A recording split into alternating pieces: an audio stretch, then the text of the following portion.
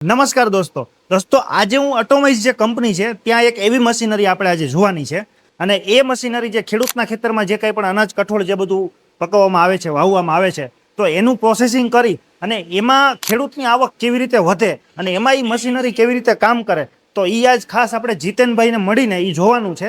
તો ચાલો આપણે રૂબરૂ જીતેનભાઈને મળીએ અને એ મશીનરી વિશે જાણીએ કે કેવી રીતે કામ કરે છે. કેમ છો જીતેનભાઈ? મોજે મોજ કયો જયદીપભાઈ, કેમ છો? નવા વર્ષના રામ રામ. રામ રામ રામ રામ.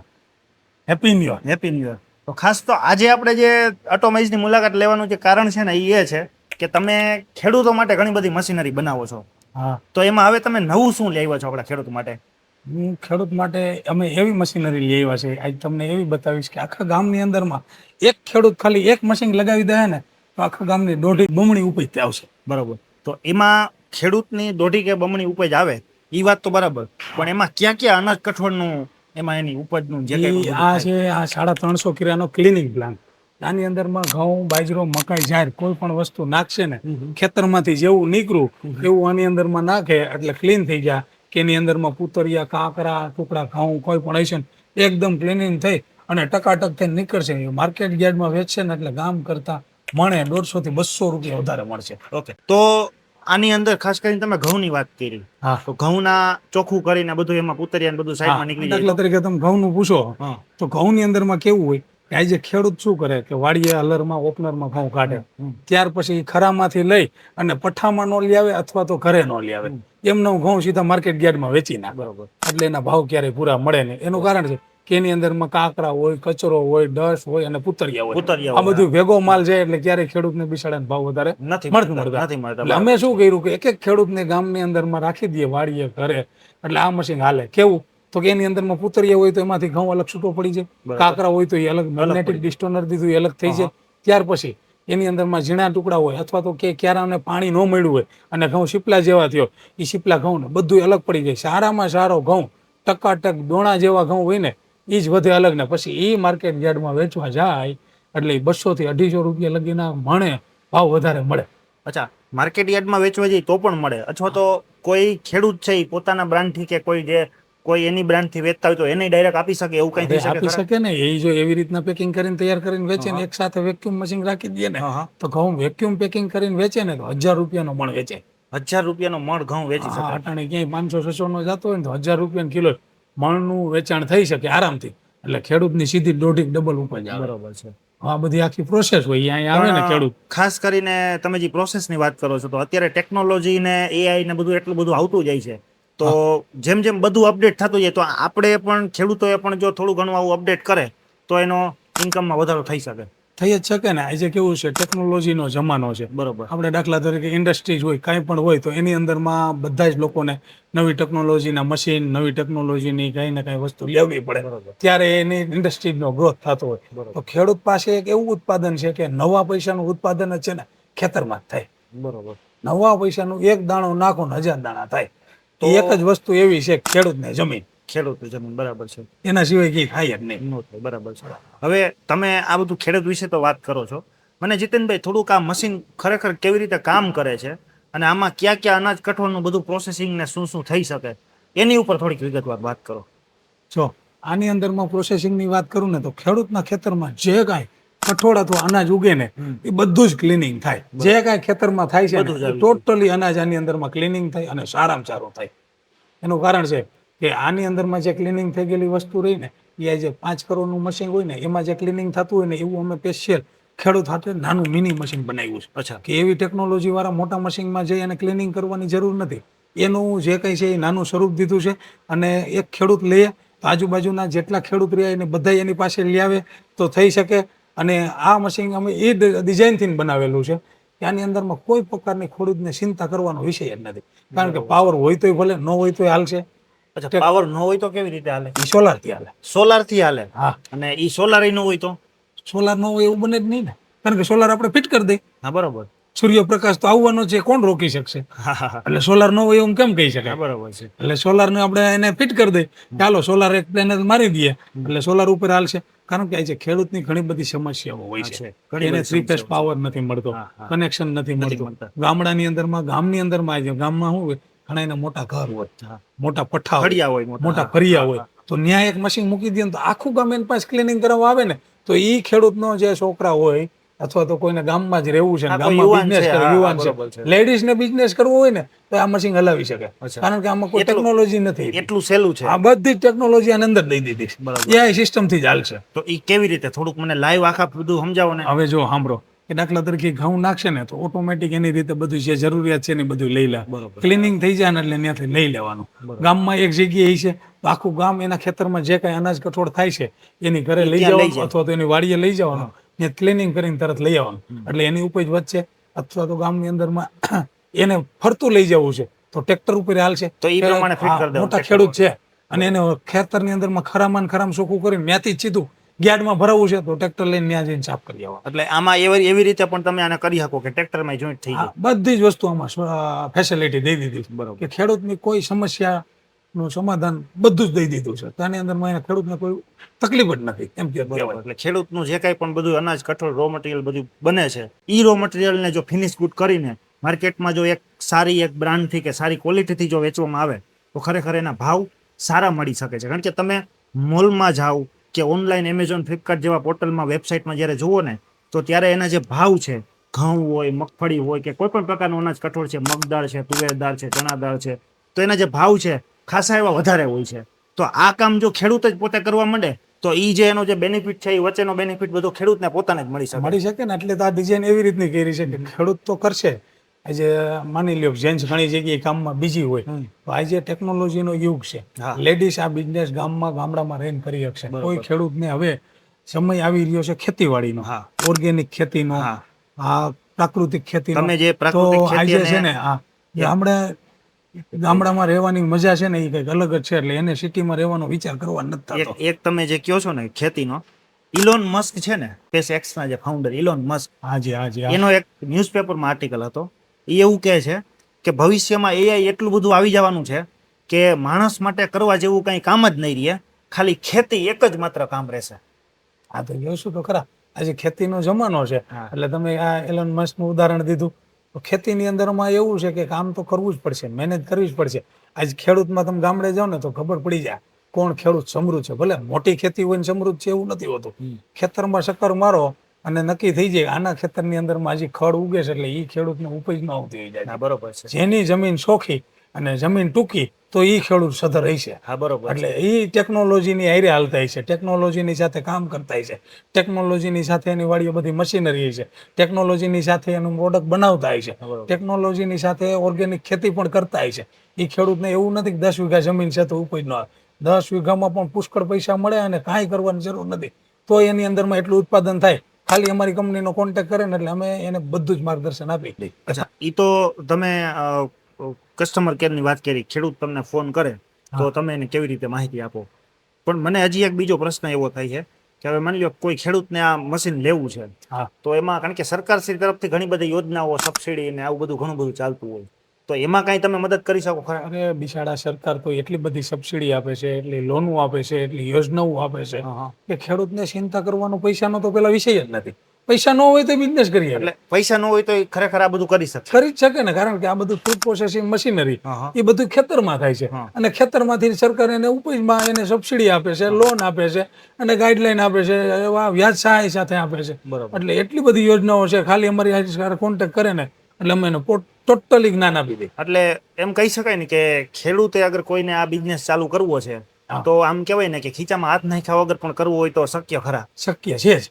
બરોબર. હા તો જીતેનભાઈ તમે આ અટોમાઇઝ નું પલ્વ લઈ છે double chamber double bitter double cutter technology તો બહુ જોરદાર છે પણ હજી આ ટેકનોલોજી વિશે બહુ ઓછા લોકોને ખબર છે કારણ કે ઘણા બધા ગામડાઓમાં શહેરોમાં તો શેરીઓમાં જ્યાં ઓલી ચક્કીના પ્લાન્ટ હોય ત્યાં મોસ્ટ ઓફ લગભગ બધે પથ્થરવાળી ચક્કી હોય છે અને પથ્થરવાળી ચક્કી ઉપર મેં એક ગૂગલમાં એક જોયું હતું કે એમાં શું મટીરિયલ હોય ને એમાંથી કંઈ સાઈડ ઇફેક્ટ થાય કે કેમ તો ગૂગલમાં એક આર્ટિકલ એવો આવે છે કે પથ્થર ઘસાય ને 2 પડ ઘસાય ને એટલે એમાંથી સિલિકા નામનું એક કેમિકલ બહાર પડે અને ઈ જે લોકોને પથરીને જે અમુક પ્રોબ્લેમ થતા હોય પેટને લગતા પ્રોબ્લેમ થતા હોય તો એના કારણે થતું હોય છે.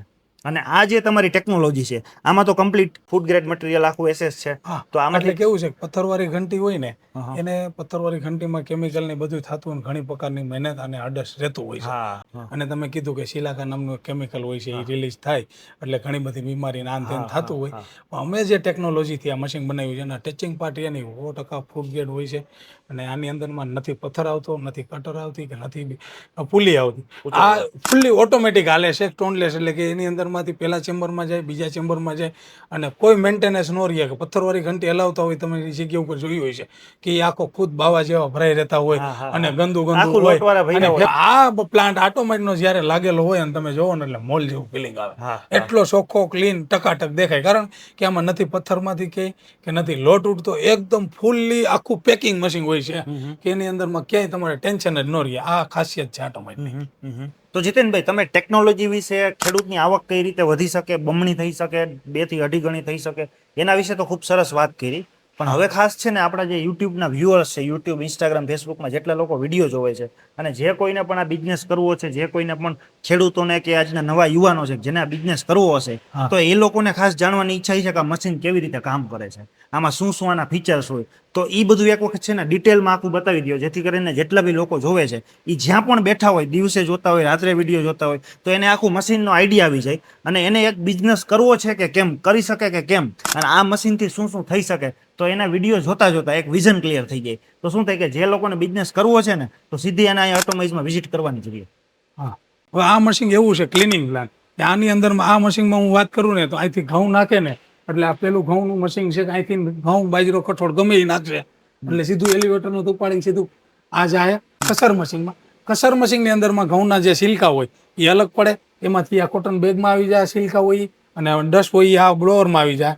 ત્યાર પછી સીધું આવશે અહીંયા ઘઉં મેગ્નેટિક ડિસ્ટોનરમાં, એટલે કાંકરા હોય અથવા તો ઝીણા મોટા કોઈ લોખંડ જેવી કઈ વસ્તુ આવી ગઈ તો આમાં આવી જાય. ત્યાંથી અહીંથી 3 ક્વોલિટીના ઘઉં અલગ અલગ પડશે. પેલું નીકળશે એમાં 10 જેવા ઘઉં નીકળશે, બીજામાં શીપલા જેવા ઘઉં નીકળે, ત્રીજી ક્વોલિટીના ફાઇન નીકળે. ત્યાર પછી પાછું હવે એ ઘઉં ત્યાં ક્લિનિંગ થઈ ગયા છે તો એને વેચવા છે અથવા તો માર્કેટ યાર્ડમાં વેચવા જવા છે કે સગા સંબંધીને વેચવા, તો ત્યાં રહી જાય. ત્યાર પછી બીજા એલિવેટરમાં જાય, આ એલિવેટરમાંથી સીધા મશીનમાં જાય. આ 20 HP નું પલ્વરાઇઝર મશીન છે કે ઘઉં, બાજરો કે કોઈ પણ મસ્તી હોય તો આની અંદરમાં 30 થી 35 પ્રકારના લોટ બને. એટલે લોટ બનાવવાના, આટા બનાવવાનું મશીન છે પલ્વરાઇઝર. ત્યાંની અંદરમાં નથી બેલ્ટ, નથી પુલી, નથી પથ્થર, કોઈ પણ પ્રકારનું મેન્ટેનન્સ ફ્રી મશીન છે. Double chamber, double bitter, double cutter વાળું પેટન્ટેડ ટેકનોલોજી વાળું આ મશીન.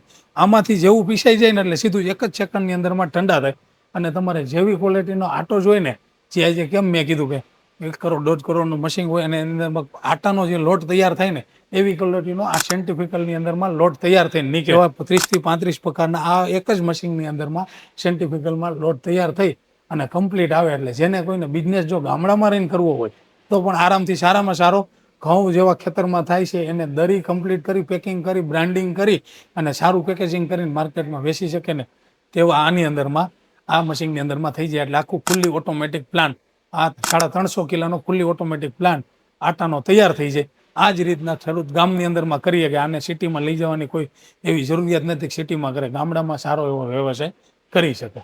જીતેનભાઈ, તમે વ્યુઅર્સને અને મને તો ખૂબ જ આ બધી તમે ઇન્ફોર્મેશન આપી, મને ખૂબ જ ગમી કે કેવી રીતે મશીન કામ કરે છે, એની શું ચેમ્બર છે, કેવી ટેકનોલોજી છે. પણ હજી મને છે ને શંકા છે આમાં, મને હજી આમ થોડોક ડાઉટ લાગે છે. મારે છે ને આખું આ મશીનરી ચાલુ કરીને જોઈએ, ચાલુ થઈ શકશે? થાય જ ને, શું કામ ન થાય. તમારે જેવી ક્વોલિટીના ઘઉં કાઢીને હું દેખાડું એ જ વસ્તુ ખેડૂતને મળે. કારણ કે આ વસ્તુની અંદરમાં હું તમને આખો લાઈવ ડેમો કરીને દેખાડીશ. બધા મશીન ચાલુ થઈ જાય, બધા મશીન ચાલુ કરીને લોટ હાથમાં લેવડાવીને દેખાડે. અને અત્યારે બધું સોલાર ઉપર કનેક્ટેડ છે. આ સોલાર ઉપર કનેક્શન છે. આખી મશીનરી સોલાર ઉપર? સોલાર ઉપર જ છે. શું વાત કરો? અમે બધું અહીં સોલાર ઉપર જ હાકી છીએ અને ઇલેક્ટ્રિક હાકવું હોય તો ઇલેક્ટ્રિક થી હાલે. એટલે કોઈ ખેડૂતને કોઈ જરૂર જ નથી. કોઈ પણ બિઝનેસ કરવો હોય તો કનેક્શન લેવાનું તો પેલા ભૂલી જ જવાનું, માઇન્ડસેટ જ રાખવાનું. એકવાર ખર્ચ થાય પણ આખી જિંદગી સુખ. બરોબર. હાલો તમને હું ચાલુ મને આખું ડેમો બતાવો ચાલુ કરીને. હવે જો જયદીપભાઈ, હું તમને આખો પ્લાન ચાલુ કરીને સમજાવું કે મશીનની અંદરમાં શું શું પ્રોસેસ થાય. હવે માની લઈએ કાયદો ખેડૂત હોય ને એ વાડી અલરમાંથી ઓપનરમાંથી ઘઉં આવે ને તે આવી પરિસ્થિતિના ઘઉં હોય, એની અંદર કાકરા હોય, કુતરિયા હોય, કચરો હોય, ઝીણી ડસ હોય અને શીપલા જેવા તૂટલા ભાંગલા તૂટલા ઘઉં હોય. આવી પરિસ્થિતિના ઘઉં હવે આ યાર્ડમાં વેચવા જાય ને એટલે ક્યારે એને પૂરા ભાવ ન મળે. એટલે આ હવે આની અંદરમાં આવા કચરા જેવા ઘઉં છે એ બધા હવે આ મશીનની અંદરમાં ક્લિનિંગ થઈ જાય ને એની આખી પ્રોસેસ થઈ જાય. આ બે પ્રકારથી મશીન ચાલુ થાય. આ રહ્યું આખું સોલાર પેનલ. આ સોલાર પેનલ થી હાલશે. સોલાર થી હલાવવું સોલાર થી, અને ઇલેક્ટ્રિક કે જે પાવર હોય તો સોલાર ન હોય, પાવર થી હલાવવું હોય તો પાવર થી હાલશે. એટલે આપણી પાસે બધા જ ઓપ્શન અવેલેબલ. હું મશીન તમને આ ચાલુ કરીને દેખાડું કે આ મશીનની અંદરમાં આપણે આ ચાલુ કર્યું. આ એન્જિન આપણે આ ઓપન હોય ને એલિવેટરનું, એ ખાલી થોડુંક ઓપન કરવાનું એટલે ઘઉં જવાના સ્ટાર્ટ ચાલુ થઈ જાય. તો કેટલી સ્પીડથી જાય છે. હવે આ ઘઉં જાય છે. હવે આને સીધા જાય ને સીધા આ ઘઉં નીકળી જાય. આની અંદરમાં જેટલો કચરો કાંઈ હોય ને એ ઓલી કર ઘઉં તૈયાર થાય ને એટલે તમે જોઈજો. હવે આવશે આ સીધા ચોકર મશીન. ચોકર મશીનની અંદર ઘઉંના છે તે ઉત્તરીય રહ્યા ને એ સાફ સફાઈ છે અને સીધા અલગથી નીકળી જાય. ઉત્તરીયના જઈકાની અંદર એ આમાં આવશે. 10 રહી આમાં આવી ગયા બ્લોવરમાં 10 પકડના આમાં આવશે. ને ત્યાર પછી આ ઘઉં એ જાય છે. મશીનમાંથી કેટલું ચાલુ છે.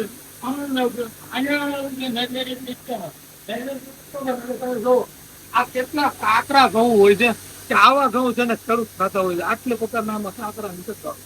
જેના કાકરા છે, પથ્થર છે, લોખંડના ટુકડા છે, આ બધું આમાં નીકળી જાય.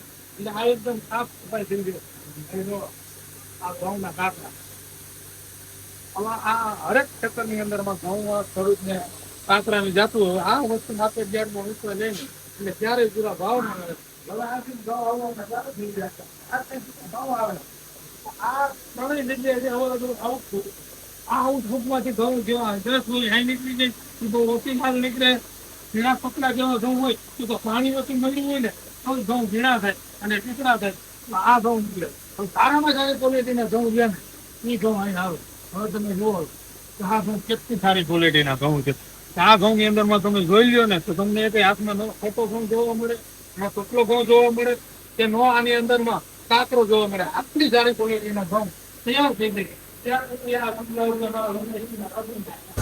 હવે આ મશીન છે તેઓની અંદરમાં 350 થી 400 કિલો ઘઉં તૈયાર થઈ જાય. ત્યાં જ મશીનમાં ભરાય અને આ સંતોષના લોટ રહે. આ મશીનમાંથી જલ્દી કરે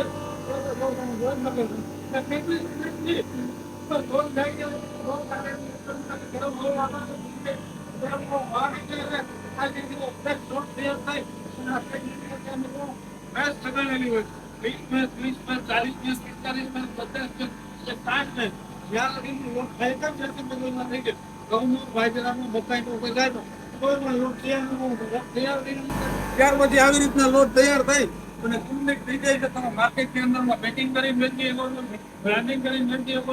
જો જયદીપભાઈ આપણે આ મશીનની અંદરમાં ઘઉં નાખ્યા. ઘઉં કેટલા સરસ મજાના ક્લીન થઈ ગયા. ક્લીન થઈ ગયા પછી દરાઈ ગયા અને એનો લોટ તૈયાર થઈ ગયો. હવે જો તમે આ લોટ રોટલીનો સ્પેશિયલ લોટ. આ લોટ રહ્યો ને એ તમારે એટલો બારીક થઈ જાય સરસ કે હવે આ લોટ તૈયાર કરીને વેચે ને તો બાજરાનો, ઘઉંનો, મકાઈનો, જારનો આવી રીતના લોટ બધી પ્રકારના તૈયાર કરીને વેચે ને તો આ ઘઉં વેચવા કરતા એના છે ઘઉં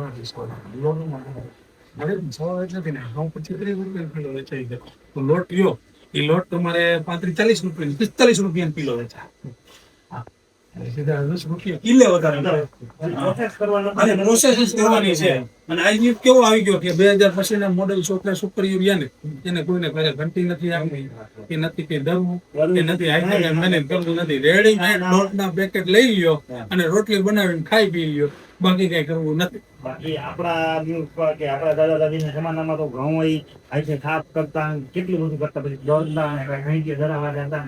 એ આપણી પેઢી છે ને એ ત્યાં સુધી તમારી કે અમારી પેઢી જે જુવાની છેલ્લા છે ને એ આ બધું કરી નથી. હવેની જે નવી પેઢી આવી છે ને એ તેને તૈયાર રેડીમેડ ખાવું. રેડીમેડ એટલે કેવી રીતનું રેડીમેડ એ તમને કહો. અમે તમને બતાવું અમે કેવી રીતના દરીને કરી છે. એ આખા લોટ પેકિંગ કરીને અમે વેચીએ છીએ. એ આ રહ્યું ને અમે 5 કિલો 10 કિલો એવી રીતના પેકિંગ કરી. આ બધી રહીને અમારે આ તમારીના લોટને પેકિંગ કરી તરફ વેચે. ઘઉં કાઢ આવી જ રીતના પેકિંગ કરીને વેચી. એટલે આ પેકિંગ ની અંદરમાં આરામથી 200 થી 250 રૂપિયા 5 કિલોના બેગના થાય. 5 કિલોના 250 રૂપિયા. હા 250 રૂપિયા ભાવ બરાબર છે.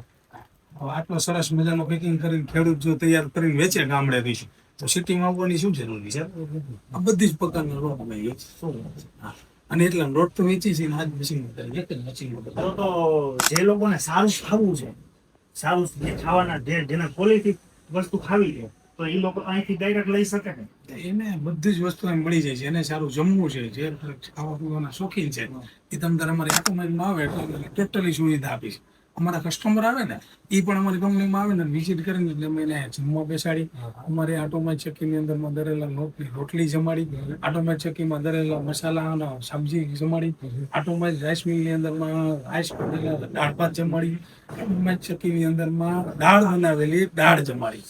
હા, આ બધી જ વસ્તુ આ જેટલું બધું ડીશ તમારી છે ખાવાની, જેટલું બધું જમવાની વસ્તુ છે એ બધું અલગ અલગ મશીનરીમાં બને છે. અલગ અલગ મશીનરી બને. એ બધી મશીનરી પછી પોતાની તમારી ઘરની અમારી બનાવેલા. અમારી કંપની છે સાફર વેરામાં. કોઈ પણ કસ્ટમર અહીં આવે ને એટલે અમે એને વિઝિટ કરાવી, જમાડી, ચા પાણી નાસ્તો કરાવી. જો બહાર ગામથી આવ્યો હોય તો અમને રહેવાની, હોટલની, જમવાની બધી જ સુવિધા અમે કરી આપી છે. જેથી કરીને શું કે કસ્ટમર ખેડૂત વિચારે ગામડેથી આવે, બહાર ગામથી આવ્યું હોય ને હાઈમ પડે ને મોડું થઈ ગયું હોય તો રાઈટ હોવાની જમવાની બધી વ્યવસ્થા કરી હતી. બોલો સાહેબ.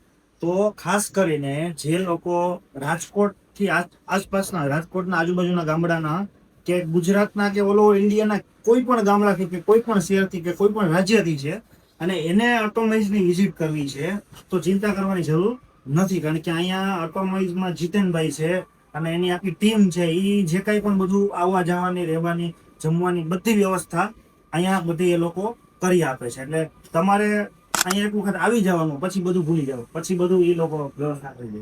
બધું થઈ જાય. બિઝનેસ સ્ટાર્ટ થઈ જાય, પૈસા આવતા થઈ જાય, ત્યાં લગી જવાબદારી. હા બસ.